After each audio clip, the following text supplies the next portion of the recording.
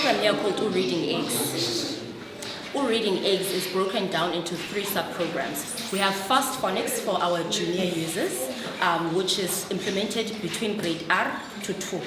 And then we have Reading Eggs from grade 3 to 5 and Reading Express for grade 6 and grade 7. And these programs, they are adjusted according to what the learners should be able to do when they're in those particular grades. So the content that they are working with, it is CAPS compatible, not aligned compatible, which means that whatever it is that they are learning within these programs, it is per the requirements of the government within their curriculum. The only difference is that they are self-paced. So what they're experiencing in the lab might not necessarily be exactly what they're experiencing in the classroom because they're moving at different paces. And the beauty of that is that a learner, whether they are struggling or whether they are advanced, they can actually then in a way control their own learning experience depending on their own strengths. So it depends on the lesson that they're in. So for example, if we are looking, there's a lesson within Fast Phonics where abantwana are being taught letters S, A, P. And what now they are doing is that with the knowledge that they've been taught, there are activities that they are playing that are expecting of them to recall the knowledge that they have learned from previous lessons. So it may say, which of these letters is this particular character making? And then they will have the character making a particular sound, and you have to grab that particular character and drag it into a certain basket, which maybe has the heading S. And then there's a certain basket that will have a heading T, and a certain basket that will have a heading A. So that is what they are listening to. It really depends on which episode or activity they are on. I can't really specify and say this is what it does because it depends on the grade, it depends on how fast the learner is moving. MEC wants to demonstrate how powerful partnering with those who have interest in contributing to education can be for our communities. You know that Mpatiswa, that in the whole country we have, or we are still struggling to ensure that all the school-going age children are in school.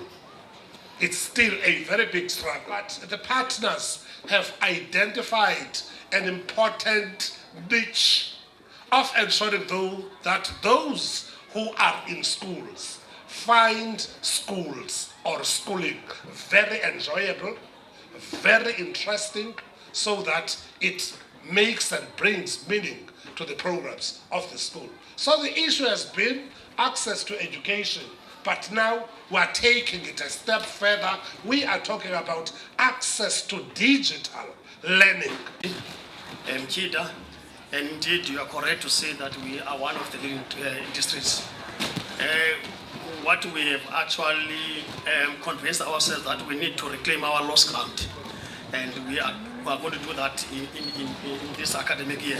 EQUULENI has appointed 2 interns to facilitate and sustain this program going forward. So there is an element of job creation that EQUULENI has actually done in terms of injecting human resource and also providing laptops, security. We are able to track any suspects in the school. Apparently, this thing. What is happening inside that room? So we are able to also track particularly in that. So how I wish that we can also look after this resource because it has got it's a huge investment which will be able to actually ensure that it is able to actually yield the internet results.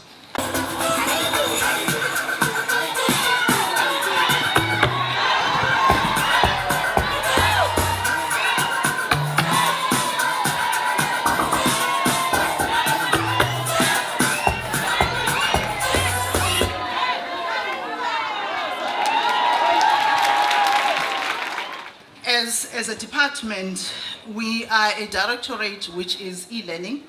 We are actually e-teaching and learning, but our focus is on e-learning. In other words, e-learning in terms of supporting the electronic learning.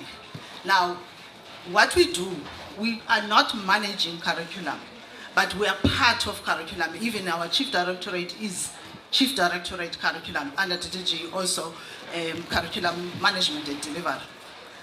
We are having the following mandates. We are tasked to ensure that in our schools, there is ICT professional development in terms of our teachers understanding the changing times. And I know that everyone would remember and recall what happened in 2020. And I think at the time, everyone was not ready. It's not that we were not ready. E-learning have been there. But I think we were not ready to ready the system, to ready our schools, to be able to say, how do we ensure learning takes place in a case of an eventuality like it happened then. But I think at this point, I'm happy to say we have now got the ball rolling, and we are rolling. And it looks like we are rolling very fast when it comes to the role that we're supposed then to be assuming in the department in ensuring that ICT professional development is taking place. We are also tasked with ensuring that there is deployment of ICT resources for teaching and learning, in particular for that purpose. We are also tasked with ensuring that there is digital or e-content that is supposed then to be utilized and make meaningful learning experiences for our learners, for our teachers as well, and shape even the future of these young minds that we take care of every day. And I think through e-learning, there is so much that can be achieved.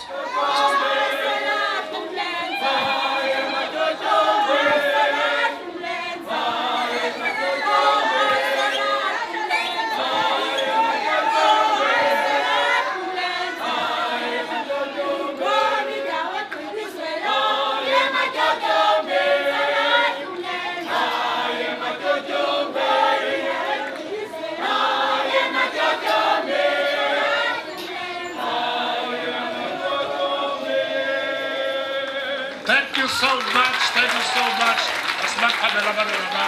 Please, I must not dwell too much because we are holding the 2030 vision where we want children to learn and comprehend. We do that through phonemic device. We do that through making them interested in reading. Where we are possible, where we take them at the foundation, where their minds are still the sponge. So we are so grateful for you, Clicks. Can you all founders come to this place and make it possible? We can do it. Click Learning can attest. Greetings, principal, parents, teachers, and schoolmates. My name is Iminati Mlonyeni. I am doing grade 3B at EQUULENI Primary School. My class teacher is Miss Tumi. In our school, we had computer classes. In the computer classes, we are learning about spellings, sentences, and syllables. In the computer classes, we have headphones. Computer classes are very important to our daily life. I love the computer classes so much. Thank you.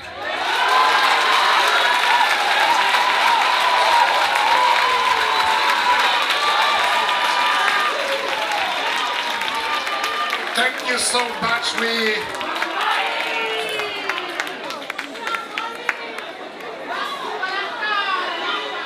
But our excitement, we thought that we are going to receive the gadgets or anything that is doing with computers or something from Click, Clicks, as Clicks. Not the Click Foundation, not the Click Learning. So we're excited, we're going to get something as a school and we're having a lab, therefore we'll be fine. But at a later stage, he came with a gentleman from Click, and this gentleman was assessing everything. I mean, this is not Clicks for cosmetics here, and we're not going to get anything as we thought. Not knowing that we are going to receive the best of the best, the quality. And then the lady in the name of Gracious, you visited us, and later Darrell, Sibu, Sia, and I believe there was a guy behind bars or behind the curtain who came later in the name of Sonwabo. The program is so great. Tina, we didn't have these opportunities at our time to learn about computers and stuff. As a result, our kids are so bright, are so brilliant because they know everything now. Paya Echijaza had a computer lab Paya before Click came. And then we said, hey, what is this computer lab is going to do here? Because there's no internet, there's there's nothing that is going to connect with this thing. And then a principal called us and tell about the Click foundation. It was foundation then, so we will say foundation. And then we were so happy. He was saying that we were so happy that we're going to get computers from Clicks. And then we spread the word to the other parents. No, the school is going to get more computers. My name is Asatola Soteu. I'm a grade 4 learner from Chijaza Primary School. Today I'm going to tell you about how the Click Foundation has benefited me as a learner. Before the program, English used to be hard. We could not read. We struggled to understand English. But now I can read by myself. I can read and understand what I'm reading. For example, I'm on Book 16 under Fast Phonics on Activity 18, where I'm reading a story about sharks. Power Activity 18, Fast Phonics sharks. Itlando umuntu aye ebeachini uyaziphathela ukutya for atye, and then iyatya, and then uyalahla ibhokile, i-takeaways nee-plastics, and then zingena phaa kwi-beach, and then zibulala ii-plants, and then i-fish, i-sharks akunandawo ukutya and akunandawo ulala, and then zibona ii-plastics, i-takeaways neebhokile, and then ziyayithatha ziyayitya because of intobakho ukutya. And then as plastic bottle take away organs, and then penicillin. So I have learned a lot of new things from the stories that I've been reading. Thank you, Click founders, for bringing this program into my village. I thank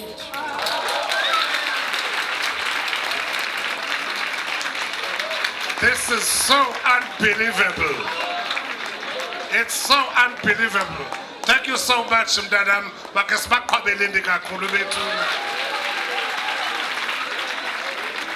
Thank you. Now, you do not have any doubt about what this investment is doing. You can already see where this young girl is going. According to Peter Pastor, thank you so much, Click founders. They say you are Click founders, Nicole. Thank you so much for that. The recent Pearls results indicated that 81% of grade 4 learners in South Africa are not learning to read for meaning. This affirms to us that we have a reading crisis. This is a crisis that is stealing our children's future.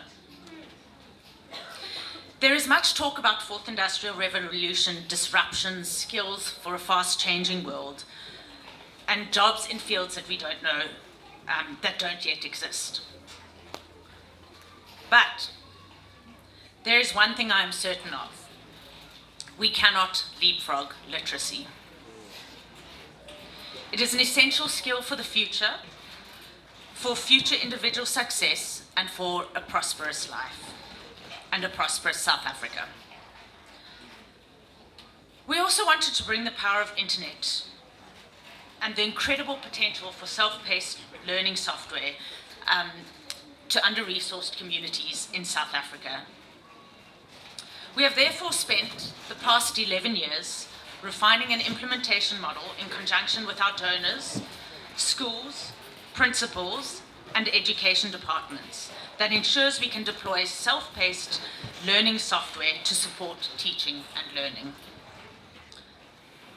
For me, technology has an incredible ability, when deployed correctly, to create an equal playing field. If we can educate our children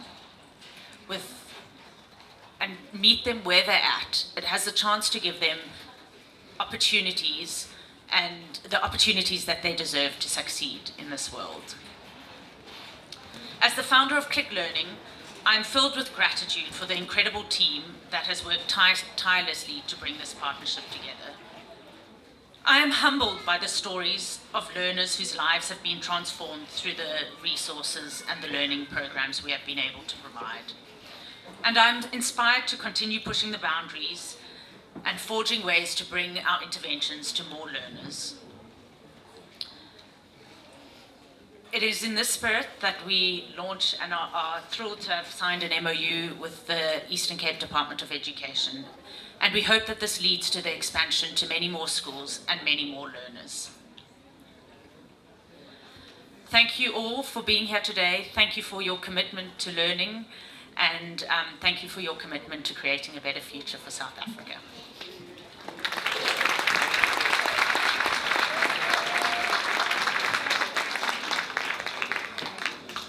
Ladies and gentlemen, you will agree with me that is on how do we collectively as basic education build a system that organically resolve the problems of the developing nations.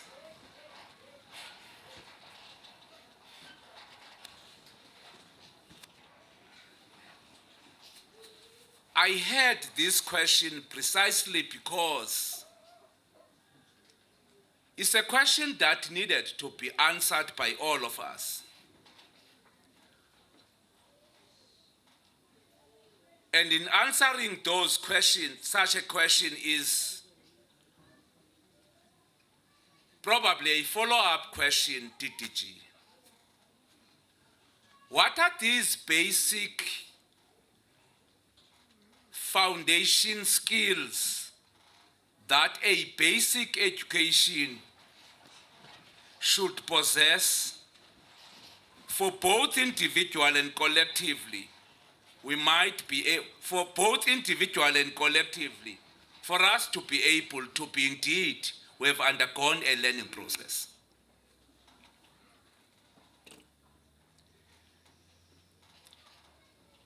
I felt raising this, DDG, because there is a risk of a routine form of engagement without any learning process or skill acquired in a learning environment.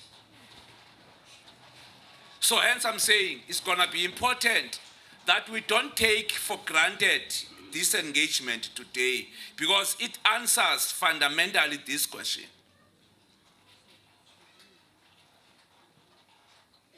Why I'm asking this question, CEO, is because we have been engaged in education sector for almost a century. But we have been producing unemployable people. That's a naked truth. We have been producing unemployable people. So hence this question must be able to answer whether the learning process itself is able to respond to the skills required as a starting point. The second area that I just wanted to align to this discussion as we engage here, helped by this initiative and innovation that has been presented before us. As you go back, because education is a process, not an event. Unfortunately, you are conducting a scientific process in an evolving society. What is relevant today may not be relevant tomorrow. So that's why changes must be accepted, because society is not static. It evolves.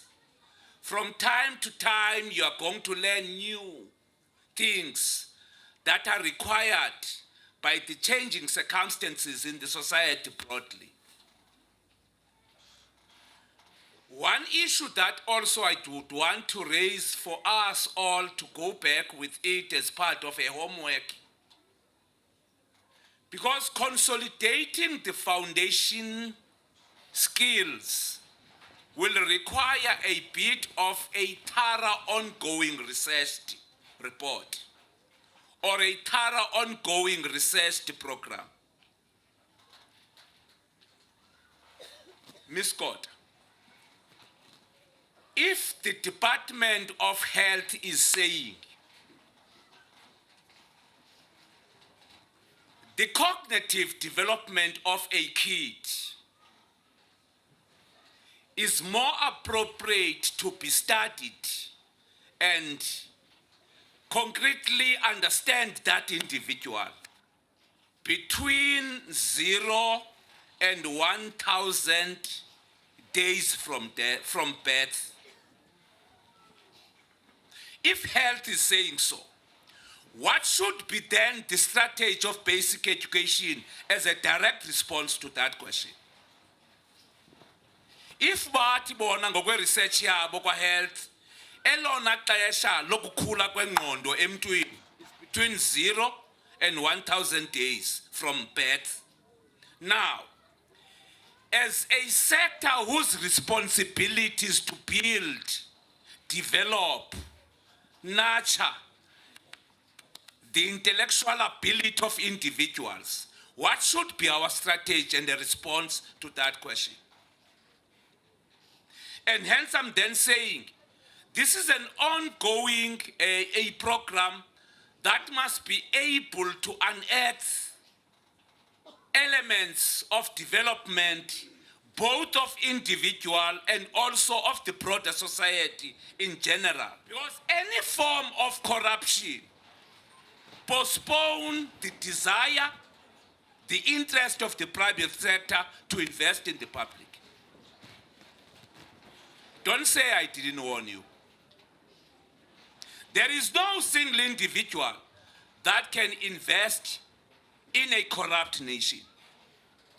So I'm saying the legal government has, the private sector has, requires people that are sensitive and requires people that understand the implications of investment, the foreign investment into the country, and the investment of the capital into the shores of the public sector. Hence, I'm then saying, we can't pretend as if this is normal.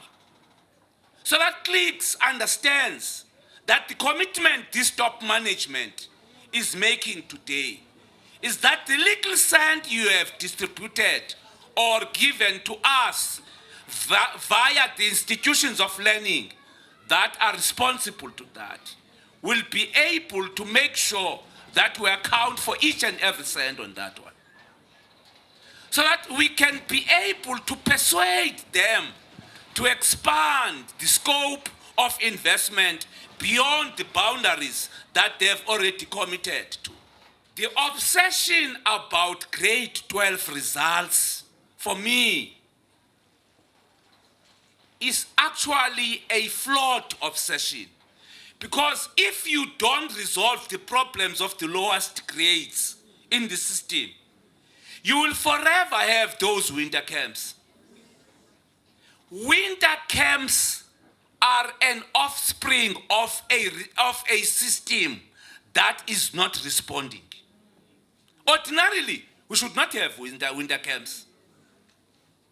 That we must take kids out of their own holidays, take teachers out of their own leisure time, come on weekends, come over holidays, sacrifice their family times, sacrifice their relationships, sacrifice their marriages. It means the system is absolutely not working. Not working. So I'm then saying, how do we then make sure that from now going forward, as a mitigation, winter schools are necessary, but they can't be a permanent phenomenon. They can't be a permanent phenomenon. They can't be a permanent phenomenon because it means one has to overstretch the human capital that you have, the personnel that you have, for us to achieve the objectives that we have. Why are the kids in grade 1 around 2 million in the country or in the province or in whatever location that you regard it? But when they come to grade 12, they are plus minus 800 or 900,000. Where's the million? Where's the million? So interventions of this nature comes handy in beginning to close the gaps that might be there. Yesterday I was saying the country is confronted with climate change. Some of the kids might not go to school on the basis of the weather, the disaster, that storms that are currently embezzling us big time. So if you have got on-learning programs like these ones, you are able to connect the kids, connect the schools, and they continue with the lessons whilst they have not yet attended the physical classroom that is there at an appropriate time when this program has matured or matured. We must drive this program to an extent that we are in a position that a kid can be able to be within the environment of learning whilst at home, not necessarily here at EQUULENI. For the purpose of mitigating for a challenge that can make that kid unable to arrive here. Ingayindlalo into yokubana ningashiya apha ezi zinto kanti kukho ichule elizozozithatha ngokutshona kwelanga. That will be a waste of time and a waste of resources. So whilst we are investing on these learning equipment, we also have to invest in schooling on how best do we become responsible citizens, so that we are able to make sure that what has been invested today is not a wastage or something that tomorrow you will be required to come back and reinvest again. So hence I'm saying that program of safe schools in safe communities via the collaboration we have with safe department is going to be critical. Bring advocates into communities, engage them on the importance of defending the properties of government. In fact, educate them to defend their own properties. There is nothing called a property of government outside of you. A government property is a people's property. So if you then steal anything that government has invested on, it means you are postponing your own development.